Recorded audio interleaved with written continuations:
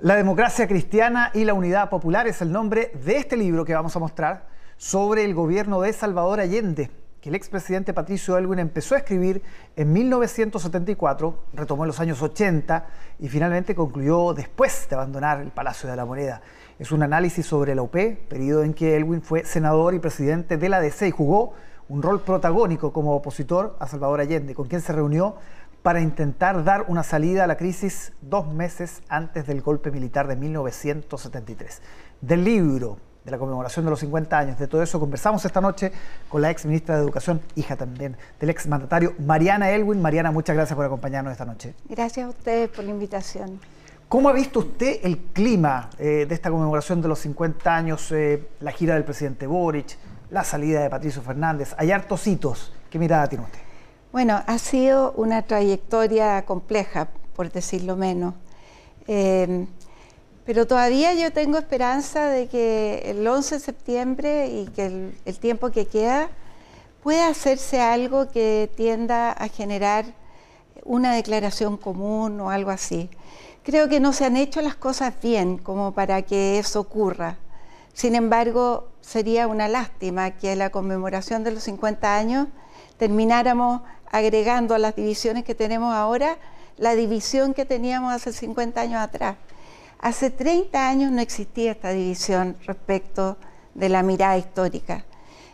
A los 40 años ya estaba más álgida y hoy día es mayor que la que teníamos antes. Entonces creo que el país tiene que reencontrarse y que tendríamos que ser capaces de aprovechar estos 50 años para decir en cosas concretas qué cosas nunca más. ¿Qué se ha hecho mal por parte del gobierno, por ejemplo, respecto a la salida de Patricio Fernández? ¿Qué le dice? Bueno, fue lamentable, porque de verdad lo que se vio ahí fue que el Partido Comunista y un sector más radical, además utilizando a muchas instituciones de derechos humanos, lo que hizo fue doblarle la mano al presidente al sacar a la persona que él había puesto y la cual tenía confianza, y además por dichos que eran absolutamente legítimos. Él estaba diciendo que no había un consenso sobre la mirada histórica, es una realidad. Y la verdad es que hay sectores totalitarios dentro del gobierno que quisieran imponer una mirada única sobre la historia, y eso es imposible. ¿Y eso es un riesgo ahora?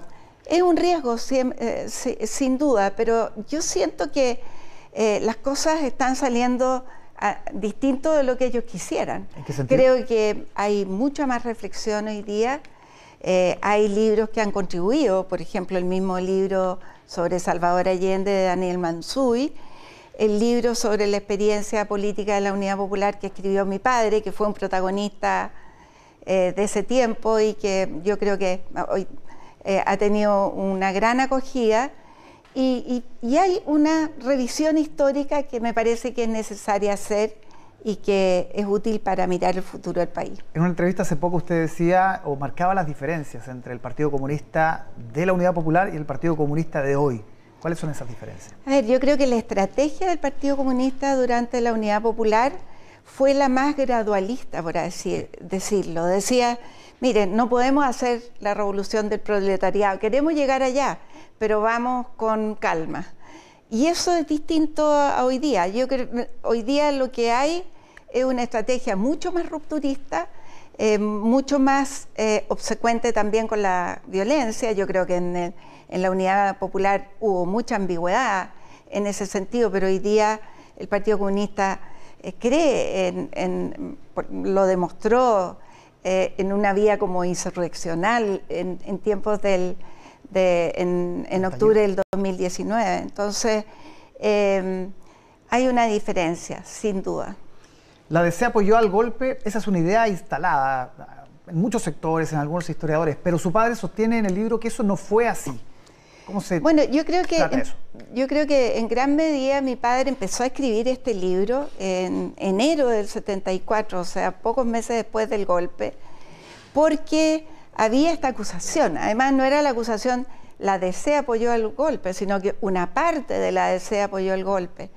Y eso básicamente era una acusación que venía desde el principio que hacía la Unidad Popular de que en la ADC había sectores que estaban por terminar con el gobierno de Salvador Allende. Y eso es completamente injustificado. Yo creo que en las páginas de mi padre lo que se demuestra es muy distinto. Lo que se demuestra es una democracia cristiana que estaba disponible a apoyar al gobierno, pero por la vía institucional. Es decir, decía, mire, presenten proyectos de ley para estatizar las empresas, pero no nos hagan que no pasen por el Congreso y estaticen las empresas por la vía de los hechos. Básicamente la tesis es, mire, nosotros estuvimos dispuestos a ayudar, pero el gobierno, porque habían coincidencias también, pero el gobierno de la Unidad Popular, en definitiva, se saltó las reglas del juego, no respetó el Estado de Derecho y finalmente